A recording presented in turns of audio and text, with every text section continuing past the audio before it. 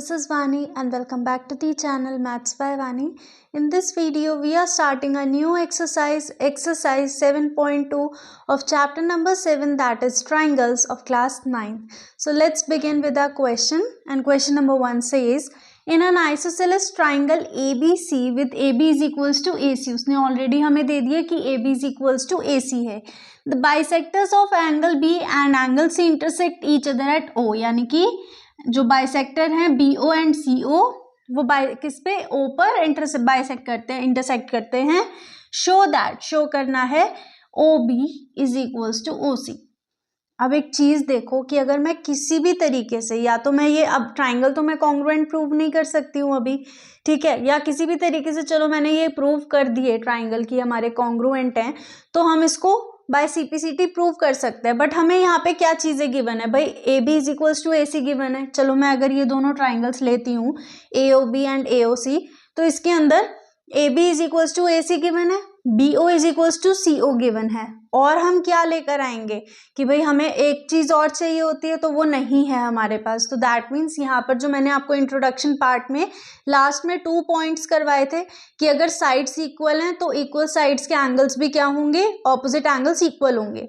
And जो हमारे अगर एंगल्स इक्वल है तो ऑपोजिट एंगल्स की जो साइड्स होंगी वो इक्वल होंगी. सो यहाँ पर उसी के थ्रू हम क्वेश्चन करते हैं. अब देखो जैसे कि हमें पता है because angle B and angle C intersect at O. Bisector. Because bisector of angle B and angle C intersect at O. Also AB equals to AC. ये हमें क्या है, ये तो गिवन है. अब अगर AB is equals to AC given है, so that means angle B equals to angle C भी तो इक्वल होंगे. देखो मैं एक ट्राइंगल यहाँ पर ड्रॉ करती हूँ आपके रेफरेंस के लिए, A B एंड C. अगर ये इक्वल हैं तो ऑपोजिट एंगल्स भी तो होंगे. तो रीजन क्या लिखोगे, because opposite angles of equal sides are also equal. ठीक है, समझ आ गई ये चीज. अब अगर एंगल भी ये पूरा इक्वल है और यहां पर मैं कह रही हूं कि बाइसेक्टर जा रहा है, तो that means half of angle B is equals to half of angle C. भाई अगर मैं ये पूरा एंगल इक्वल है तो हाफ भी तो दोनों का इक्वल होगा ना एक दूसरे के. अब हाफ ऑफ एंगल B हमारे पास कितना होगा, angle OBC. Angle OBC, so therefore angle OBC is equals to angle OCB. अब अगर हमारे एंगल इक्वल हैं, भाई अब ये वाला छोटे वाला ट्राइंगल देखते हैं OBC. अगर हमारे ये एंगल इक्वल है तो इनके जो ऑपोजिट में साइड्स हैं वो इक्वल होंगी या नहीं होंगी. एंगल OBC के ऑपोजिट में है OC equals to angle OCB के ऑपोजिट में है OB. सो देखो हमारा ये प्रूव हो गया, because opposite sides of equal angles are equal. अब ये प्रूव हो गया हमारा, तो that means hence proved. Okay, now let's come to the second part of the same question. Now let's continue with second part. AO bisects angle A. तो यानी कि देखो AO हमें गिवन है,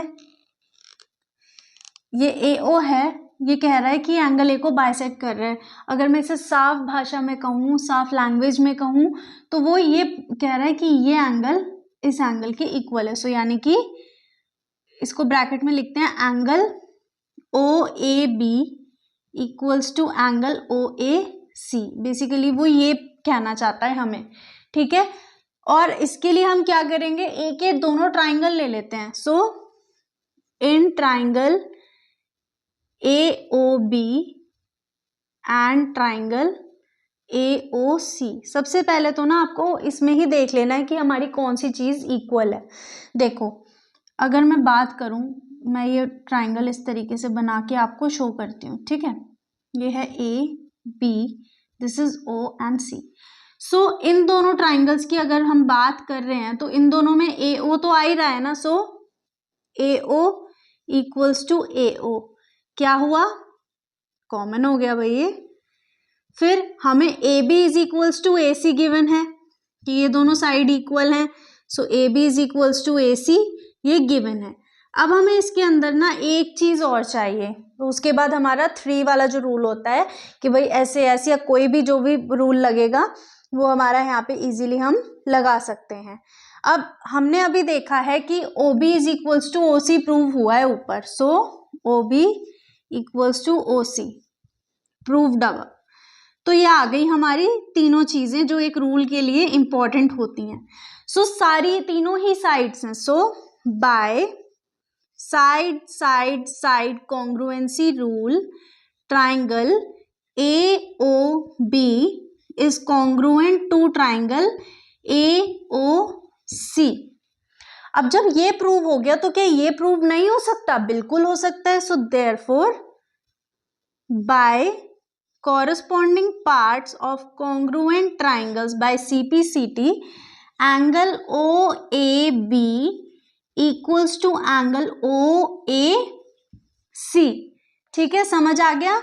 अब फिर इसके बाद यानी कि अगर हमने ये प्रूव कर दिया कि ये एंगल इस एंगल के इक्वल है तो दैट मीन्स जो AO है वो बाइसेक्ट कर रहा होगा एंगल A को, hence AO bisects angle A। ये भी हो गया हमारा प्रूव। ठीक है, सो देखो ये क्वेश्चन इजी था एंड इस टाइप के क्वेश्चंस एग्जाम में आते हैं, इसलिए बार बार बोलती हूँ प्रैक्टिस करो, क्योंकि प्रैक्टिस से ही आप लोगों को ये चीज़ें क्लियर होंगी एंड आपको पता लगेगा कौन से क्वेश्चन में कौन सी थ्योरम अप्लाई करनी है। ठीक है, तो RD शर्मा से प्रैक्टिस करो, एक्स्ट्रा बुक है उससे करना चाहते हो उससे प्रैक्टिस करो, प्रॉब्लम आती है तो या तो इंस्टाग्राम हैंडल पे ले सकते हो जिसका कि लिंक आपको डिस्क्रिप्शन में मिल जाएगा, या फिर आप कमेंट सेक्शन में भी पूछ सकते हो, but problem slow and practice करो। So with this question we are ending our video. Now we'll see you in next video. Till then keep practicing. Make sure to subscribe the channel, press the bell icon and do share this video.